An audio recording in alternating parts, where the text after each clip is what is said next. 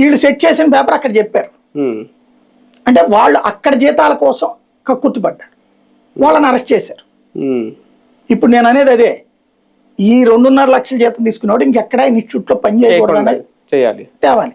ఇది రేపు పొద్దున సవరణలో తెస్తారేమో. కాక్రోచ్ కూడా ఒక పార్టీగా కాదు, ఇలాంటి ఉద్యమాలకే పరిమితం అవుతాం, ఒక రకంగా ఇది ఒక సక్సెస్ గా ఫీల్ అవుతున్నారు. ఇక నుంచి వాళ్ళ ప్రాధాన్యత పెరగబోతోంది దేశ రాజకీయాల్లో. అది మంచిది అట్లా చేస్తే గనక.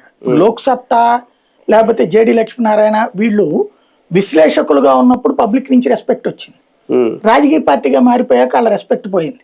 వీళ్ళు మారవని అదే మారవని వీళ్ళు కూడా అప్పుడు చెప్పారు, తర్వాత మారారు.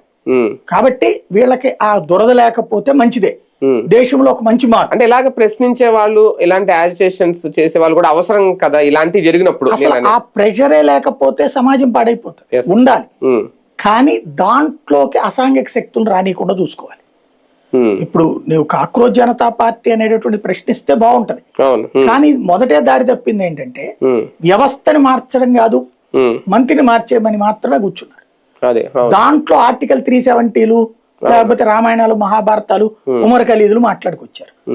అయ్యి అట్లాంటి వచ్చినప్పుడు డైవర్ట్ అవుతుంది, ఉద్యమం బలహీన పడిపోతుంది, దారి తప్పుద్ది కూడా.